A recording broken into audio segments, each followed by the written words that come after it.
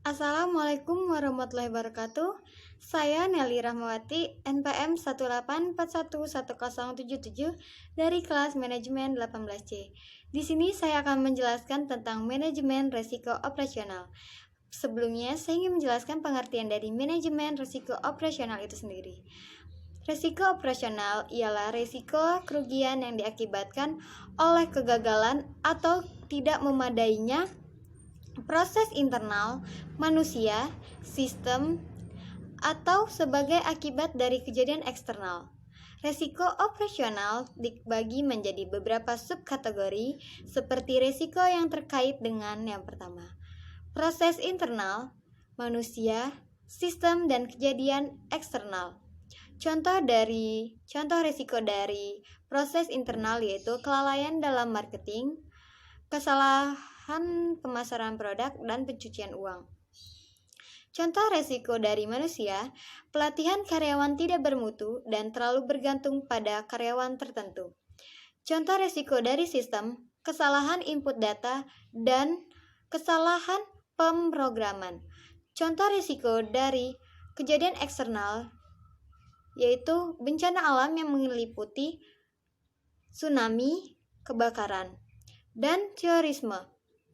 Risiko operasional merupakan risiko yang mempengaruhi semua kegiatan usaha karena merupakan suatu hal yang inheren dalam pelaksanaan suatu proses atau aktivitas operasional.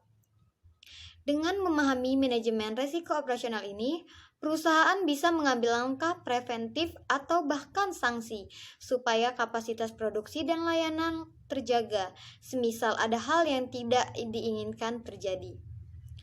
Terdapat 4 jenis kejadian risiko operasional berdasarkan frekuensi dan dampak, yaitu yang pertama, low frequency atau low impact, jarang terjadi dan dampaknya rendah. Yang kedua, low frequency atau low impact, jarang terjadi namun dampaknya rendah.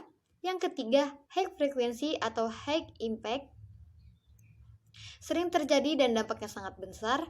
Yang keempat, high frequency atau low impact, sering terjadi namun dampaknya rendah.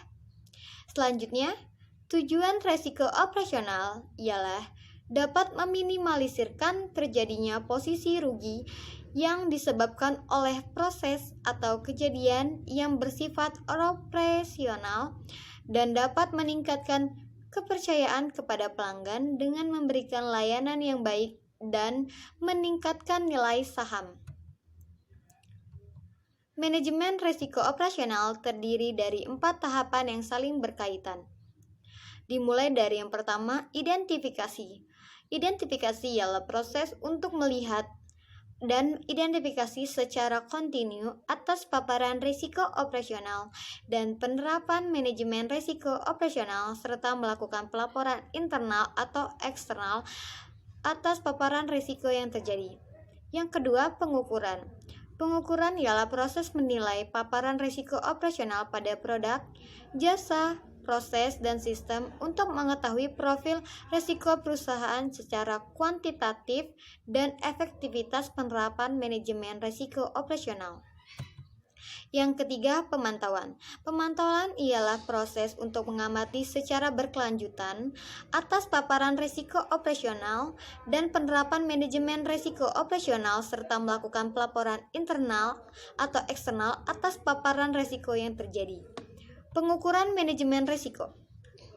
Kerugian yang diperkirakan versus kerugian yang tidak diperkirakan. Metode yang dapat digunakan ialah yang pertama, Risk Control Self-Assessment atau yang bisa disebut RSCA. Manajemen risiko operasional untuk mengidentifikasi dan mengukur risiko operasional yang bersifat kualitatif dan prediktif dengan menggunakan dimensi dampak dan kemungkinan berbeda. Yang kedua, Key Risk Indicator atau yang biasa disebut KRI. KRI digunakan untuk mengidentifikasi dan menganalisis risiko sejak dini atas naik turunnya indikator tingkat risiko dalam rangka pengendalian risiko operasional pada setiap aktivitas bonus. Yang terakhir, Loss Event Database yang biasa disebut LED. LED ialah alat manajemen operasional yang dipakai untuk mencatat kejadian yang telah terjadi dalam operasional perusahaan. Sekian penjelasan dari saya tentang manajemen risiko operasional ini. Saya akhiri. Wassalamualaikum warahmatullahi wabarakatuh.